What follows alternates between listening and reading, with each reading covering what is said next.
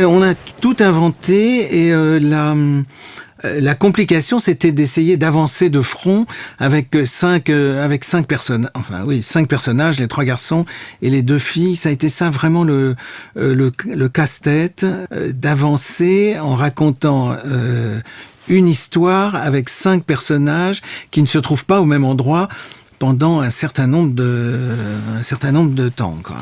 Et Jacques a fait un espèce de premier canevas sur les personnages, et puis après, on les a traités assez séparément, au hasard de ceux dont on se sentait le plus proche l'un ou l'autre. Et c'est vrai que le premier personnage à naître, c'est le personnage de Philippe, le fils du général. C'est lui qui a entraîné un petit peu tous les autres. J'avais déjà écrit avec Jacques l'adaptation du bouquin de Fajardy et alors bon, il y avait une base et c'était vraiment très très agréable de travailler comme ça. On avait tué toutes les mères, en fait. Il n'y a pas de personne. Il en restait une. On l'a achevée peu de temps avant le tournage. Décidément, les pères et les fils, je sais pas, ça doit me travailler, parce que un des films que je préfère, qui s'appelait La part de l'ombre, avec Nils Arestrup, et tout ça était justement l'histoire d'un fils qui avait des relations compliquées avec le père. Et c'est vrai qu'à un moment, on s'est dit, au fond, c'est bien qu'il n'y ait pas de mère, parce que ça aurait été sans doute une force de compassion et qui aurait empêché l'accomplissement du destin des garçons. Puisque il n'aurait pas eu, enfin le scénario n'était pas construit comme pour ça, mais il n'aurait pas eu de conflit avec la mère, ça en faisait trop, les conflits avec le père, la mère. Tandis que là, j'allais dire, oui, c'est une affaire d'homme,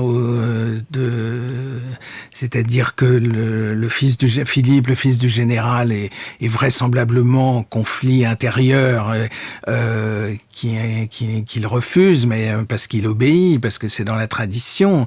Le fils du charcutier, vraisemblablement, il méprise un peu son père, parce que ça reste un petit commerçant de province, alors que lui fait des belles affaires à Saïgon.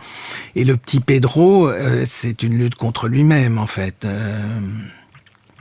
Parce qu'il ne se sent pas à la hauteur de la figure de père qu'est un républicain espagnol. Enfin, bon, c'est pas traité dans le film, mais ça justifie leur comportement, en tout cas. Je crois que ça a été relativement le cas du corps expéditionnaire, de pas vraiment se rendre compte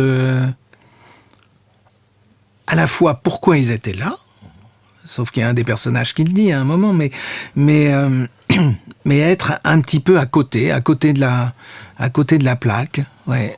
Il y a ça, et c'est assez flagrant dans les récits de militaires qu'il y a maintenant sur Internet, des militaires de base, j'allais dire, qui veulent laisser une trace pour leurs petits-enfants, leur famille, etc., qui écrivent aujourd'hui des choses sur la guerre. On a l'impression que ils parlent de leur guerre, mais ils parlent de leur comportement, mais ils parlent pas tellement de la nature du conflit qui les occupe, quoi. Oui. C'est comme le personnage de Clovis, enfin de Gérard, oui, il se met à trafiquer au profit du Viet Minh parce que la situation est devenue comme ça et qu'il n'y a plus moyen de s'en sortir et qu'après tout le monde est dans une sorte de fuite en avant. Il est le messager, sa première apparition, c'est le messager. Il arrive sur la scène française en disant « Les gars, vous connaissez rien du tout. Là-bas, vous allez voir, c'est autre chose, c'est un autre monde.